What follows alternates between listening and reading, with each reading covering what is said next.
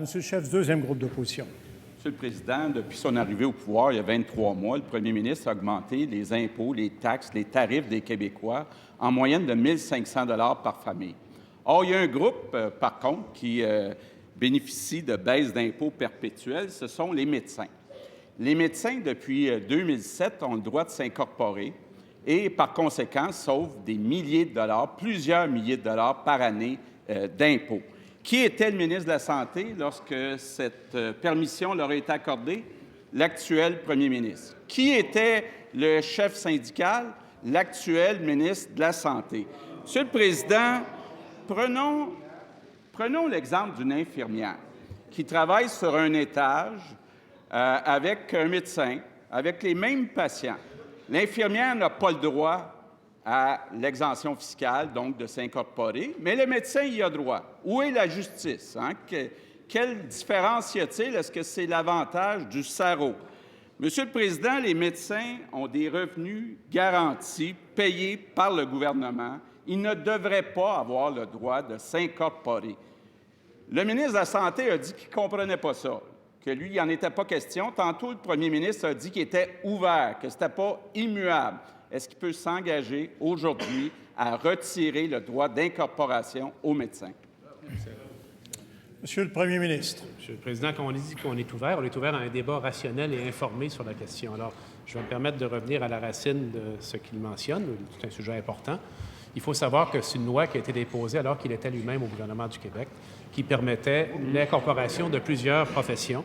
Et personne n'a fait d'exception pour quelque profession que ce soit à l'époque. En passant, 2002, il faut revoir dans ses archives. Par la suite, il revenait aux ordres professionnels eux-mêmes de déposer une demande selon les lois sur les ordres professionnels. Ça n'a rien à voir avec le ministère de la Santé pour voir si, oui ou non, fiscalement, la disposition faut être appliquée à telle ou telle autre profession, ce qui a été fait.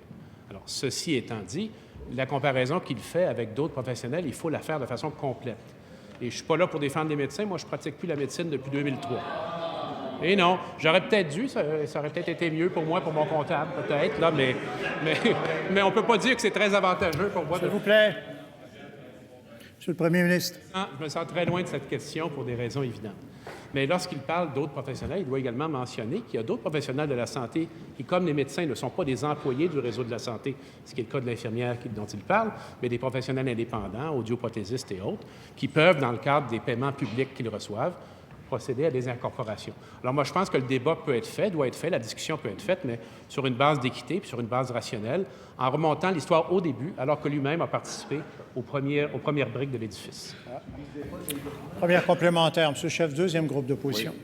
Monsieur le Président, le premier ministre ne comprend pas ou ne veut pas comprendre le débat.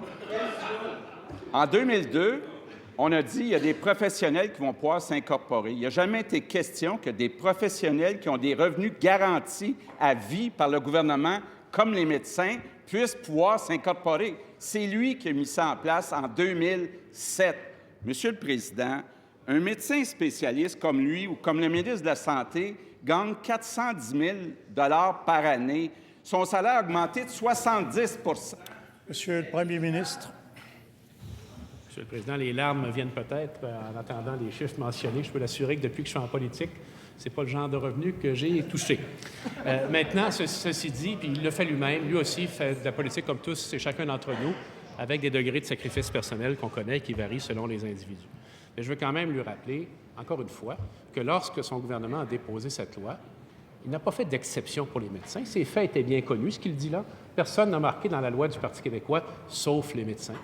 Et quand il parle de revenus garantis, je l'amènerais peut-être à un peu moduler sa présentation, parce que, pour autant que je me souvienne, et ça revienne à plusieurs années, si dans une semaine, je ne voyais pas de patients, bien, il n'y avait pas grand-chose qui me revenait au bout de la semaine. Terminant. Revenu. Alors, les gens travaillent, posent des gestes, posent des actes, sont rémunérés. Deuxième complémentaire, Monsieur le chef, deuxième groupe d'opposition. Monsieur le Président, le premier ministre ne comprend pas qu'un professionnel qui a des revenus garantis par le gouvernement à vie ne peut pas avoir des avantages fiscaux. Il me semble que c'est facile à comprendre. Quand va-t-on cesser d'avoir un gouvernement par les médecins, pour les médecins? Quand va-t-il commencer à gouverner pour tous les Québécois? Monsieur le Premier ministre. Monsieur, le fait d'être médecin de formation ne semble pas un handicap insurmontable pour s'occuper des affaires publiques. Sinon, on pourrait dire que c'est également le cas pour un dentiste, un notaire, un avocat.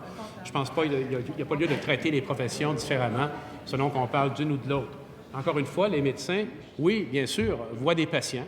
Ils sont rémunérés parce qu'ils voient des patients ou qu'elles voient des patients, mais n'ont pas de revenu garanti. Ça n'existe pas, le revenu garanti pour les médecins, à moins qu'on voit des patients sans arrêt, 7 jours semaine, 365 jours par année. Si on arrête de voir des patients, bien, on n'a pas de revenus. Alors, ceci dit, les médecins travaillent fort, ils voient beaucoup de patients. On avait un retard à piquer. Je pense que tout le monde s'entend que le retard, il est rattrapé. Les médecins québécois sont traités de façon très équitable. Terminant. Et on pense à tous les Québécois, M. le Président.